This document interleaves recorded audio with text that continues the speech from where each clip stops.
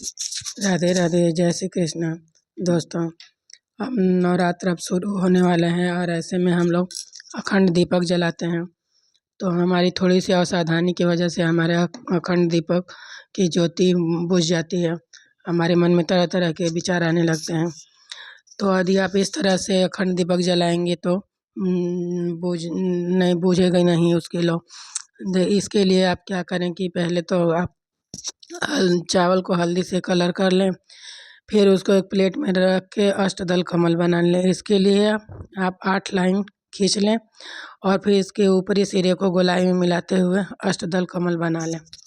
इस तरह से आप अष्टदल कमल बनाने के बाद आप सवा हाथ की बाती लेके उसमें आप क्या करें कि तिल या घी डाल के उसको जला लें। और जब जलाते हैं तो फिर जलने के बाद उस पे फूल बन जाता है, उसकी ज्योति धीमी हो जाती है। तो उसको बढ़ाने के लिए आप क्या करें कि एक चिमटी ले लें या सिर्फ टिफिन ले लें और एक छोटा दीपक ले लें। छोटे दीपक को वहाँ उसी बड़े दीपक से जला लें। जब उसको आप जला लेंगी तो जब उसको जला लेंगे और तब अपना लौ सही करें। उसकी जोत जब सही करेंगे सिर्फ टिफिन या चिमटी से तो फिर उस तरह से वो बुझता नहीं है। लेकिन यदि सिर्फ टिफिन से तो मैं करती हूँ तो बुझता नहीं और बढ़ भी जाता है। लेकिन दीपक ज़रूर छोटी वाली दीपक ज़रूर जला लें। उसको जलाने के बाद आप यदि बुझ भी जाता है ज्योति उसकी तो फिर आप उसी से जला लें। इस तरह जलाने से ये आपका दीपक खंडित नहीं माना जाएगा। और फिर उसको आप ढक दें और इसी तरह से आप जलाएं। तो मेरे पास तो 3 तरह के दीपक हैं। एक तो मंदिर में जलता है और एक बाहर शाम को जलता है और एक ये बड़ा वाला जो है मैं नवरात्र में या पूजा पाठ में यदि जलाने के लिए रखी हूँ। यदि जिनके पास मान लीजिए ये पीतल वाला अखंड दीपक ना हो तो मिट्टी के पात्र में कोसे में भी जला सकती हैं।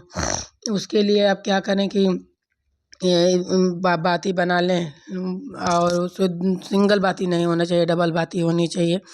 उसको बना के इसी तरह चावल का अष्टदल कमल बना के उसमें रखें और उस सिंगल वाले दीपक का मुख कभी भी पश्चिम या दक्षिण की तरफ नहीं रखना चाहिए और इस तरह से जलाएं। और ये मान्यता है कि घी का दीपक अपनी बाईं तरफ और देवी देवता के दाहिने हाथ की तरफ और तिल का दीपक अपनी दाहिने हाथ की तरफ और देवी देवता के बाएं हाथ की तरफ जलाना चाहिए। इसी तरह बाती को लेकर भी है कि यदि सफ़ेद बाती का इस्तेमाल कर रही हैं तो देवी देवता के दाहिने हाथ की तरफ और लाल बाती का इस्तेमाल कर रही हो तो देवी देवता के बाएं भाग की तरफ रखना चाहिए।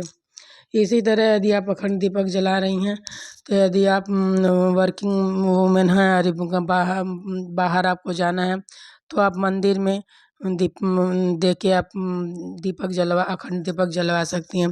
क्योंकि अखंड दीपक के लिए देख रेख की बहुत ज़रूरत होती है। इसलिए आप यदि बाहर जा रही हैं तो दीपक को अकेले घर में ना छोड़ें, उसके लिए घर में रहना पड़ेगा।